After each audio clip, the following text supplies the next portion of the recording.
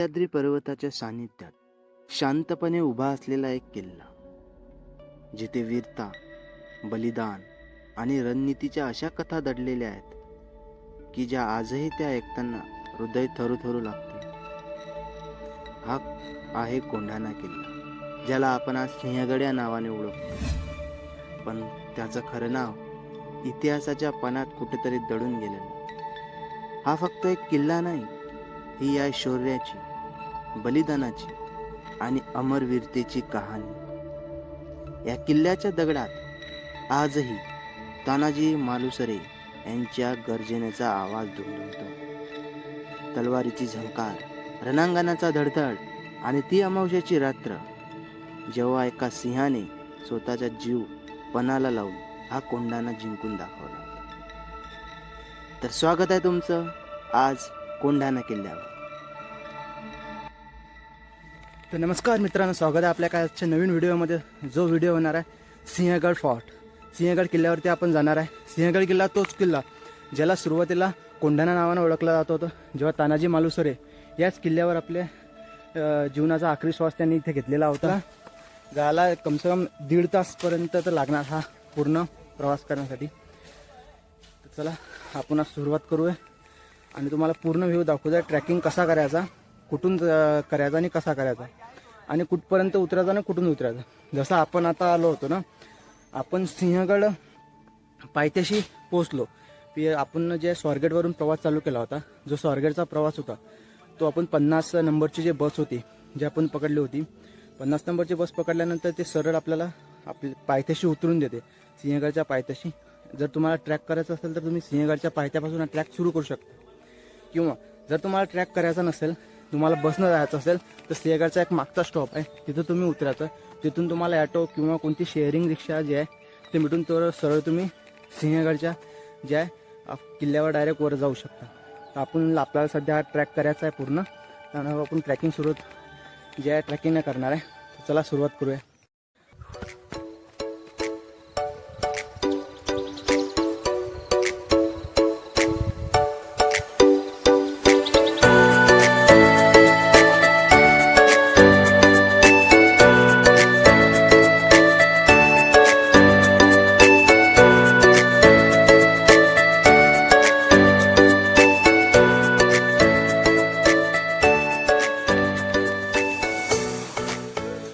हा जो चढ आहे ना, हा एकदम सरळ चढ आहे, त्यामुळे असं एकदम सांभाळून चढावं लागते.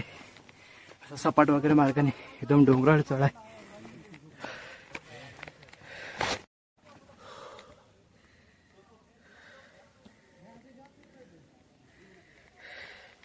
खाली जे गाव तुम्हाला तिथं त्या ठिकाणी दिसत आहे ना, तिथून आपण चालत आलेलो आहे पूर्ण. आणि आपल्याला अजून हा अख्खा डोंगर वर करून पार करायचा आहे. तिथं वर जायचं आहे जिथं तानाजी मालुसऱ्यांची समाधी वगैरे आहे, तिथपर्यंत. आणि ही जी रांग तुम्हाला दिसत आहे, ही सर्व सह्याद्री पर्वतरांगेचा जो आहे ना, ती रांग आहे. त्या रांगेमध्ये असलेला हा किल्ला आहे, जो सिंहगड किल्ला जो म्हणतो, तो पुण्यापासून लगभग 25 किलोमीटरच्या अंतरावर येतो.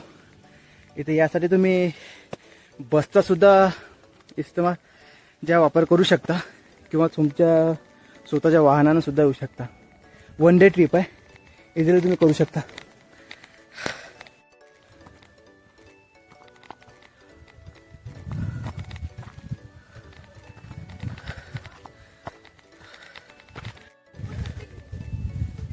समोर जे तुम्हाला टावर दिसत आहे ना, टावरच्या बाजूला एक किल्ल्याचा दरवाजा तुम्हाला तिथं दिसत असेल. तो किल्ल्याचा दरवाजा तिथपर्यंत लगभग आपल्याला ट्रॅक पूर्ण करायचा आहे. त्यानंतर आपण किल्ल्याच्या वर पोहोचणार, आणि त्याच्या सर्व किल्ल्याची जे कळा आहे ना, तो पूर्ण किल्ला आहे तिथपर्यंत सर्व.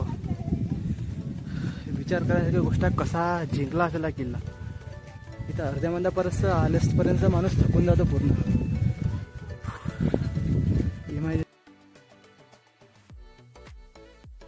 सिंहगड किल्ला हा वेस्टर्न घाट सह्याद्री रेंजमध्ये जो आहे बसलेला आहे. पुढे जे तुम्हाला दिसत आहे ना, हे वेस्टर्न घाट्स सह्याद्रीची रेंज आहे.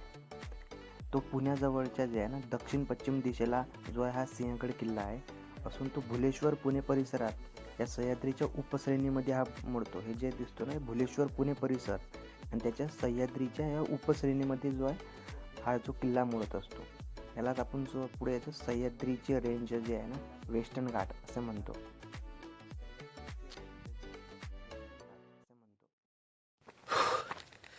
खूप घाम आलेला आहे. चढ एवढा सोपा नाही आहे. सरळ चढाई आहे, पूर्ण सरळ.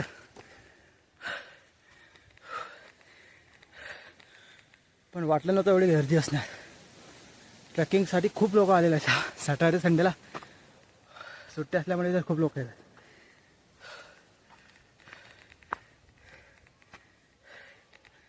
काही काळ विश्रांती घ्यायचं ऑफिसमधून आणि अशा ठिकाणी भटकंती करायला यायला पाहिजे. कोणी सोबत असो किंवा नसो, तुमचं मन झालं की नाही यायचं. किल्ला तिथून चालू होणार आहे.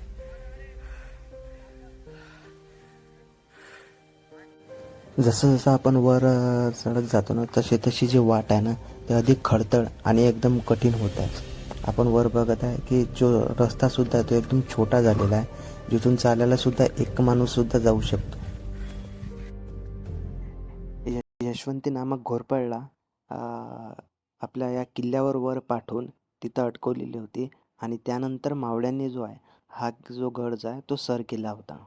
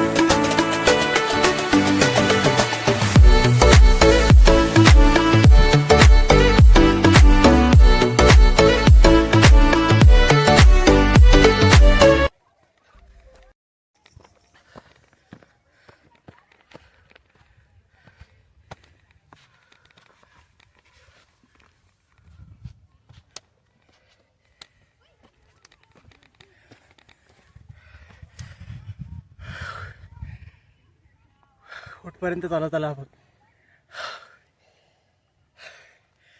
लय भारी.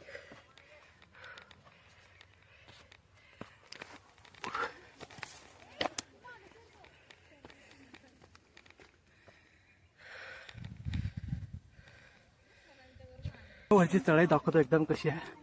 नुसतं असं झोपून चालावं लागत आहे पूर्ण. हे जे आहे ना हे अख्खं डोंगराळ चढाई करावं लागत आहे. खालून दाखवत आहे कसे चढावं लागत आहे.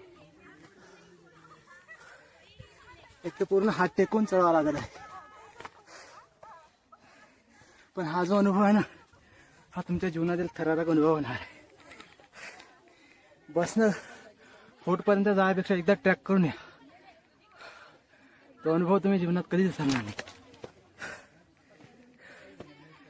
थोडा वेळ लागलाच चालेल पण ट्रॅकनी यायचं असेल तर. ते जे दिसतंय समोर तो आहे मेन गेट, दरवाजा. आणि हे जे पूर्ण कल्ल्याची जे आहे ते कडा आहे पूर्ण तुम्ही बघू शकता तिथपर्यंत. हा रोड सर करून लगभग आपण तिथं पोहोचलो आहे आता. बस थोड्या अंतरावर किल्ला बाकी आहे. हे तुम्हाला दिसत असणार तिथं. हा किल्ल्याचा दरवाजा आहे मेन. आणि आपण एवढं खाली वर चढत आलेलो आहे इथून खालून लगभग त्या गावापासून. जेवढं वर जात आहे ना आपण दरवाजाच्या एकदम जवळ तेवढी उत्सुकता वाढत आहे की किल्ल्यावर कसा असणार काय असणार वरून बघायला.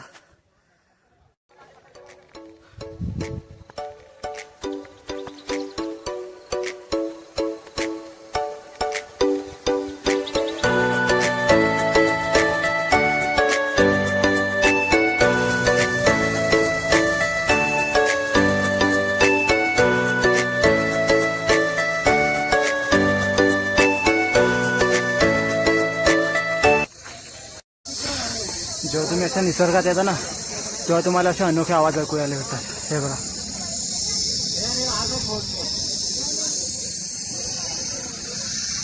कसला तरी किडा आहे बहुतेक. आणि फायनली आपण येऊन पोहोचलो गडाच्या एकदम कडेवर. इथून जे आहे त्या गडावर चढण्याच्या पायऱ्या ज्या आहेत त्या चालू होतात आणि समोर जे तुम्ही बघत आहे असा सुंदर असा व्ह्यू गडावरून आपल्याला खालचा दिसत आहे. हा जो आहे एकदम पूर्ण असा सुंदर असा व्ह्यू आहे जो गडावरून आपल्याला एकदम छानपैकी दिसत आहे. आता थोडंसं जे आहे ते मोसम चांगला असल्यामुळे आपल्याला सुंदर असा व्ह्यू बघायला मिळत आहे. आणि समोर जो दिसत आहे हा आहे पुणे दरवाजा. जेव्हा तुम्ही पुण्याच्या दिशेने येता, पुण्याच्या दिशेने सर्वात पहिला जो दरवाजा लागतो तो हाच पुणे दरवाजा.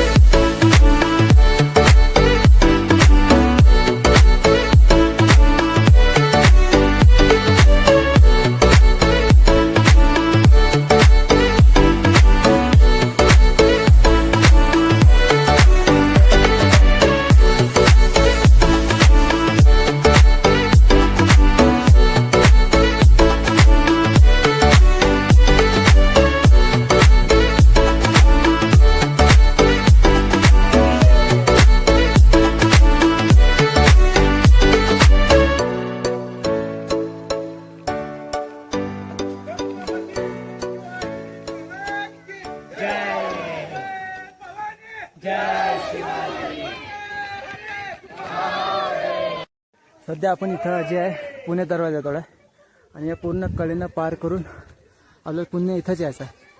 तो त्या साईडला दिसतो तो आहे कल्याण दरवाजा. ज्या कल्याणकडून तुम्ही आले तिथंपर्यंत येऊ शकता. आणि इथून सरळ असा हा पूर्ण जी कळा आहे ती कळा पार करून पूर्ण आपण इथंच येऊ शकतो. हा किल्ला साधारण 2000 वर्ष जुना आहे. सुरुवातीला हा किल्ला पिल राजांच्या ताब्यात होता. नंतर हा किल्ला अनेक राजांच्या हातात गेला, जसे यादव, बहिमनी, निजाम, मुघल आणि शेवटी मराठ्यांच्या हाती. समुद्र सपाटापासून या किल्ल्याची उंची 4305 फूट आहे. हा किल्ला साधारण 3 किलोमीटरच्या परिघातात विस्तारलेला आहे. हा किल्ला सकाळी 6 वाजेपासून संध्याकाळी 6 वाजेपर्यंत पर्यटकांसाठी खुला असतो. छत्रपती शिवाजी महाराजांनी अनेक महत्त्वाच्या रणनीती याच किल्ल्यावर बसून आखल्या होत्या. तसेच छत्रपती शिवाजी महाराजांचे पुत्र राजाराम महाराज यांची समाधी सुद्धा याच किल्ल्यावर आहे.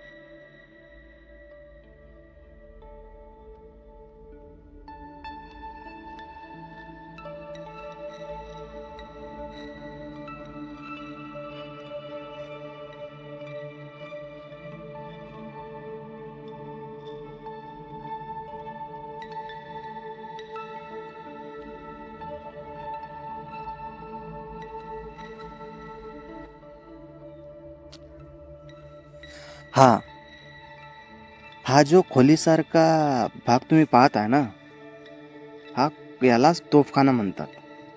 सुरुवातीला इथं जे आहे ना, युद्धाचं जे आहे अण्वस्त्र गोळा इथं ठेवला गेलेला होता. साधारणपणे हा तोफखाना किल्ल्याच्या बाहेरील भागात आणि उंच ठिकाणी असायचा, जिथून दुश्मनाच्या हालचालीवर लक्ष ठेवता येत होतं. याचाच उपयोग दूरदूरून जे शत्रूवर हल्ला करण्यासाठी केला जात होता. तुम्ही हा खोलीचा जो भाग जो आहे तुम्ही असा बघत असणार, हा पूर्ण याला तिन्ही एकूण जे आहे पूर्ण असे डोअर्स आहेत.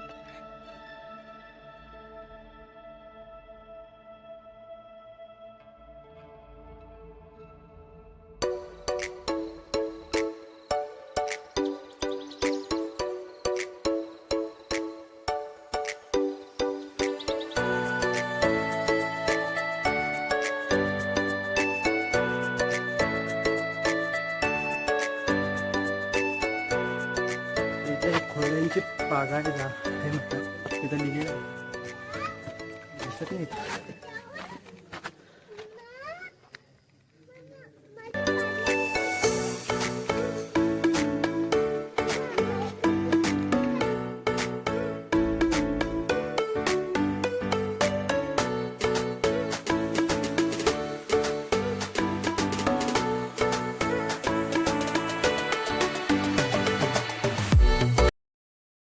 आता घोड्याची पागा म्हणतात, तिथं बाहेर लिहिलेलं आहे. असं वाटतं शायद इथं घोडे वगैरे बांधल्या जात असतील, कारण की इथं खांब वगैरे जे आहेत ना हे असे बाजूला ते दिसत आहे. आणि म्हणतात त्या खांबाला असं फोडलेलं सुद्धा असं वाटलेलं घोड्याची वगैरे जागा आहे. कारण की इथं छोटे छोटे हे पण आहेत, कुंड वगैरे आहे जिथं पाणी वगैरे खूप साठलेलं आहे.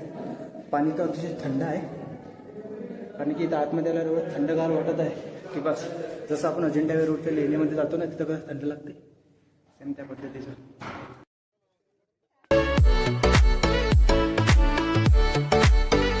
त्या काळामध्ये असलेली विहीर आहे.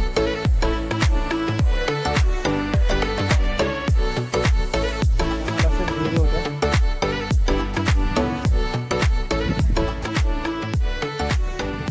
तिथून पाणी वगैरे पित होतं सगळं.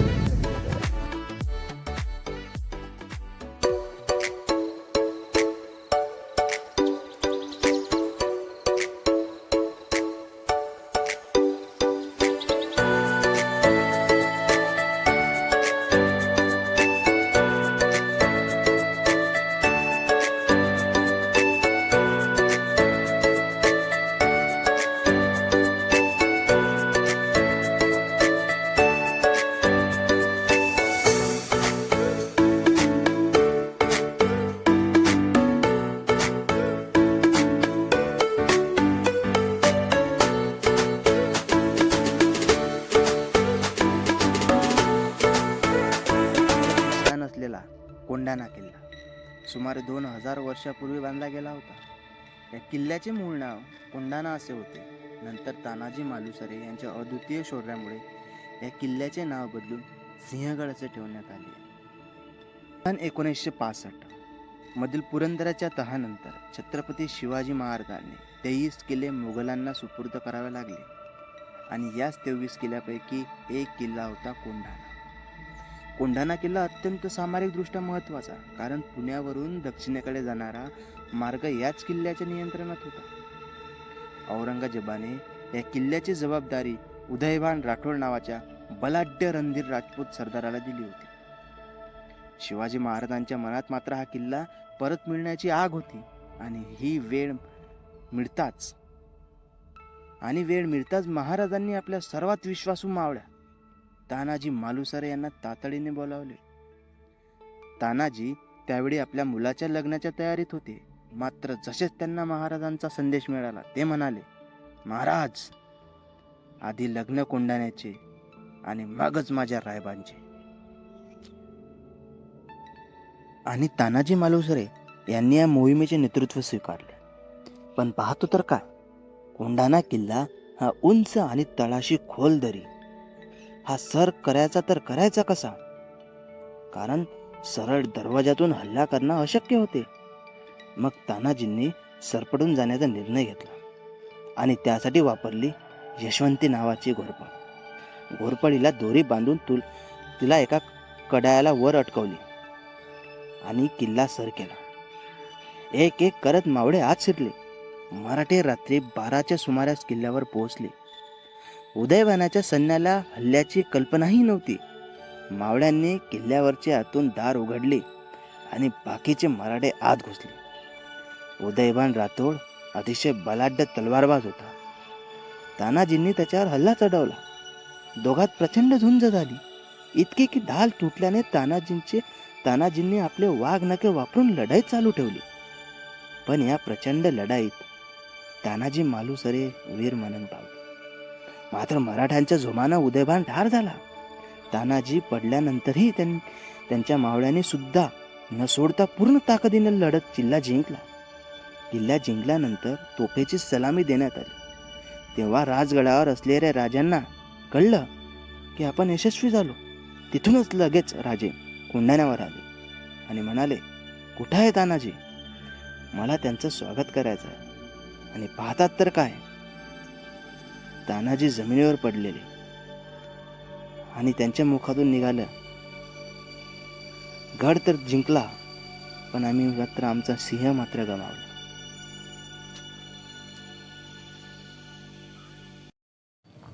समाधीचे दर्शन झाल्यानंतर आपण सरळ येऊन पोहोचलेलो आहे कल्याण दरवाजाकडे. समोर जो दिसत आहे हाच आहे कल्याण दरवाजा. ज्या वेळेस उदयभान आणि तानाजी मालुसरे यांच्यात युद्ध झाले आणि युद्ध झाल्यानंतर तानाजी मालुसरे खाली कोसळले आणि कोसळल्यानंतरच जो उदयभान आहे हा याच मार्गाने जे आहे ते जंगलाकडे वाट काढू लागला. म्हणजेच तो इथून जंगलाकडे पळू लागला. त्याच पळू लागल्यानंतर त्यानं जो दरवाजा वापर केला होता तो आहे हाच दरवाजा. याच दरवाजातून त्याने पळ काढलेली होती. परंतु आपल्या मावळ्यांनी त्यांचा पाठलाग करत जंगलामध्ये त्यांना तिथंच संपवलेलं होतं. आणि त्यानंतर उदयभानाच्या मृत्यूनंतरच जो सिंहगड किल्ला म्हणजेच कोंढाणा किल्ला जो आहे तो मराठा साम्राज्यात सामील करण्यात आला होता.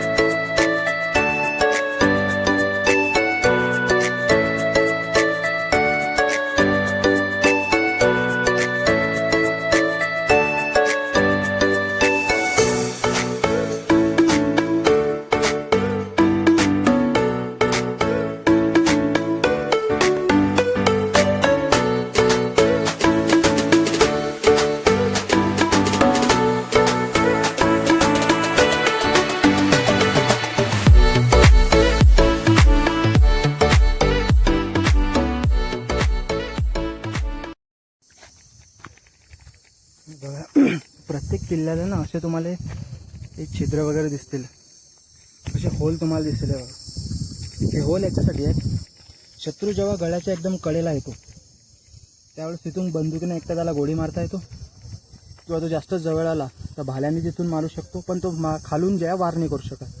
आणि जास्तच जर सैन्य असलं तर इथून ॲसिडचा वगैरे आपण फेकू शकतो ताकी त्यांच्या अंगावर पडेल आणि ते सरळ तिथून दरीत कोसळतील.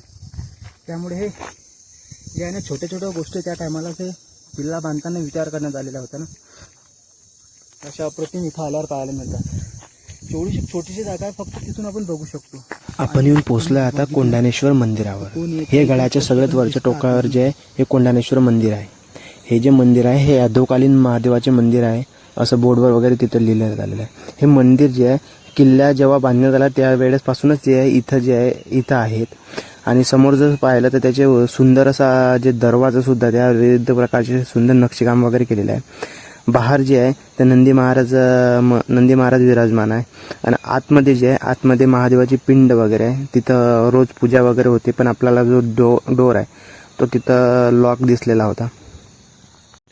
आणि कोंढाणेश्वर मंदिराच्या जस्ट समोर आल्यावर नंतर आपल्याला तिथं छत्रपती राजाराम महाराज यांची समाधीसुद्धा बघायला मिळते. छत्रपती राजाराम महाराज हे शिवाजी महाराजांचे पुत्र आहेत. त्यांचं 1700च्या कालखंडात जे आहे त्यांचं रक्ताच्या उलट्या जे आहे त्यांना झाल्या होत्या आणि त्यामुळे त्यांचं निधन जे आहे इथं झालं होतं. त्यांच्या निधनानंतरच महाराणी सोयराबाई जे होती त्यांनी जे आहे इथं त्यांची समाधी वगैरे जे आहे बांधलेली होती. जे आपण समोर जे तुम्हाला मंदिरसारखं दिसत आहे तेच जे आहे राजाराम महाराजांची तिथं समाधी आहे. तर अशी सुंदरशी जागासुद्धा इथं आपल्याला पाहायला मिळते. हे कळ्याच्या एकदम टोकाला लागूनच जी आहे ही जागा आहे. कोंढाणेश्वरच्या जस्ट आपण जसं समोर येतो, समोर आल्यानंतरच आपल्याला ही जी आहे समाधी बघायला मिळते. तिथं दोन, एक मागं आणि पुढे एक छोटे कुंड सुद्धा आहेत. त्या कुंडामध्ये सुद्धा थंड वगैरे पाणी इत्यादी आपल्याला पाहायला मिळते.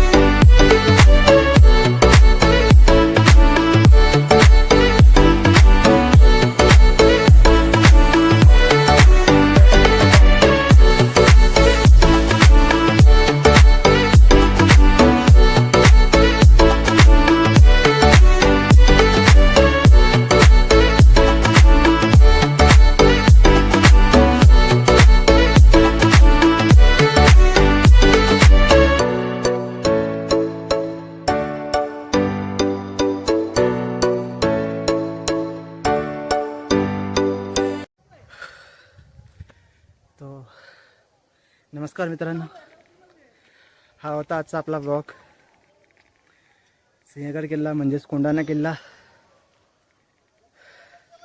हा तुम्हाला नक्कीच आवडला असेल तर चॅनलला सबस्क्राईब करा, लाईक करा, कमेंट करा आणि आपल्या मित्रांना शेअर करा, ताकी असे नवीन व्हिडिओ तुम्हाला आपल्या चॅनलवर मिळतील.